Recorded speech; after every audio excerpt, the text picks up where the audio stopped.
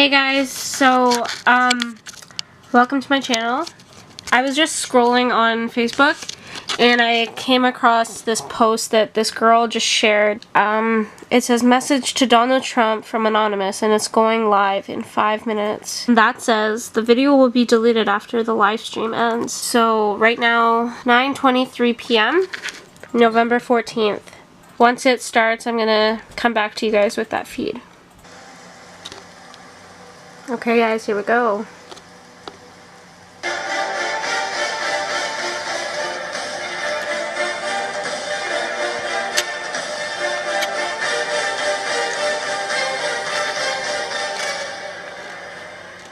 Greetings world, we are Anonymous. Message to Donald Trump and our world leaders. How many more wars? How many more people have to die? Enough is enough. These strategic war games need to cease. This isn't a game and there are no winners. Your proxy wars are over. End this now. If you fail to heed this message, a third world war is inevitable. Millions will die and every single one of their deaths will be by your incompetence as so-called leaders. This is a call to every peace seeker, to every valuer of truth and honesty, to every being of unity and progress. You are the ones that must stand together and rise in the face of conflict. We can stand united and show that we will not allow ourselves to be used as pawns in a never-ending game of lies and adversity. The future of this species relies on the choices we make right now. The outcome of our actions will have a lasting impact on generations to come. Do not come to regret the future you created for your children and their children. This is your opportunity to make a difference and put peace above self-interests. To change and redesign the status quo. This is your chance to create something truly magnificent. We have learned that America is at a point of choosing. The media will say it is about choosing a president. But it really isn't. Our real choice is personal, and every generation must make the same choice. Will we continue to live in the past with what we know no longer works, or will we move forward to a new and better place? The people in state after state have made it clear. They cry out for a new path. Both with the same diagnosis, but both with very different paths to healing. Millions of Americans have chosen one outsider. We don't find our fuel in bundlers and special interests, but rather directly from the people. The wide-eyed youth of any age that haven't given up on the hope that tomorrow can and will be better. Ronald Reagan and Jack Kennedy were outsiders. They both represented a whole new vision and vibrancy. A new generation of ideas. Jack Kennedy looked forward instead of back to the first half-century of World War. He knew that America could dream and build if we were set free. Not tanks for war, but rockets for exploration. Reagan looked out to us, the most powerful force for innovation that the world has ever known.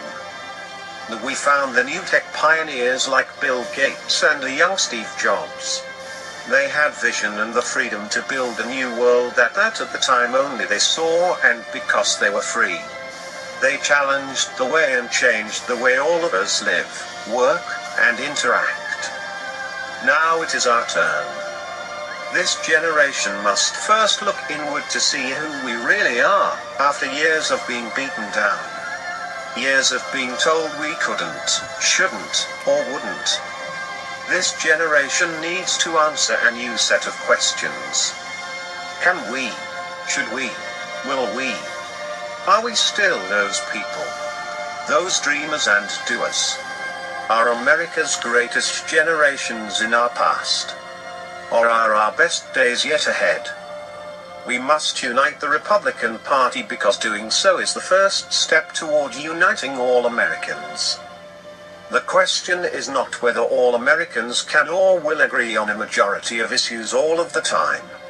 The question is whether a majority of Americans are hungry to rally around a set of principles larger than any single issue that a politician may use to divide us. It's natural, when we talk about our nation's earliest days, that we focus our attention on the Declaration of Independence and the Constitution. And we can learn a great deal about a path forward by focusing on the passionate disputes and disagreements among our founding fathers, differences that were put aside only because of the weight and consequence of the foundational principles they sought to proclaim and the price to be paid if they failed to rise to the task. Today, as Republicans, we agree on a lot. And sure, areas of lesser agreement exist as well. But on the fundamental question, are we satisfied with the current direction of our country? We speak with one voice. I call on you, as JFK did in the 60s, and as Reagan did in the 80s, to chart a new American journey forward. One that isn't led by me or anyone in Washington, but by you, and millions of others just like you. One where we still have differences, yet we choose to concentrate on what we have in common. One that lifts others up and believes in the rights, responsibilities, goodness, and strength of all mankind. We have so much that binds us together, our families, our work ethic, our ability to dream and build unlike any people in history. But most of all, our charity, our love for our fellow men and women, and our willingness to sacrifice for those in need. Let us unite on the things that have always made us great. We are great because we are good.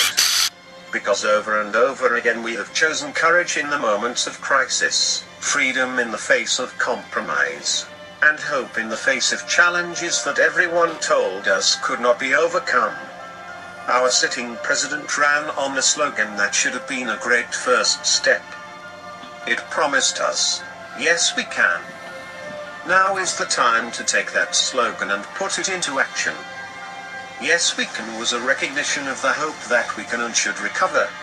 The problem was that Barack Obama's prescriptions only led to more elitist control from Washington, less freedom for the people. But now is the time, as Americans, to once again reclaim that hope. To take another giant leap for mankind. To speak the words with all the power and might that we can muster, and use the words that have changed the world time and again. The words that the slaves yearned to hear from the American people and Abraham Lincoln when they cried out for freedom. The words that Europe and Britain heard when they cried out for help defeating totalitarian evil in the 1940s. The words that led two men in North Carolina to be the first in flight. And half a century later the first man to reach the moon. And decades later, two men in their garage to come up with Apple. They are the words that will repair our tattered spirit, lift up our economy and those who are barely making it. They are the words that will vanquish the evil of ISIS, and return the rule of law. They are the words that when Americans come together and say with conviction, they change the world. They are the vision of this movement. Not yes we can, but now, yes we will. We will restore our spirit. We will free our minds and imagination. We will create a new and better world.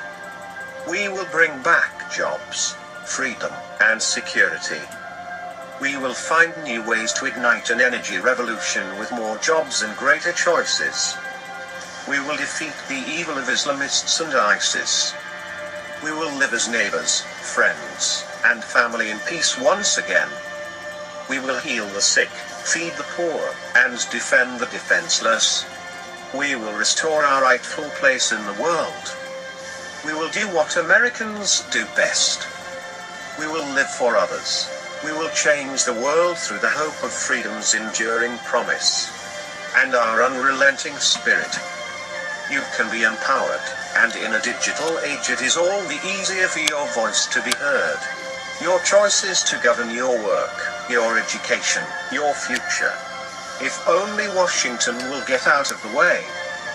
Join me on this journey of less talk and more action, because I know you. You may have been knocked down, but America has always been best when she is lying down with her back on the mat and the crowd has given the final count. It is time for us to get up, shake it off, and be who we were destined to be. Don't let anyone try to convince you otherwise. Here is the truth: you don't need me or any politician. But we do need each other, all of us, coming together as one, as we the people, because not only do we say, yes we can, beginning here and now, we pledge to each and every one of us, yes we will. And now, my friends, onward to victory. We are anonymous.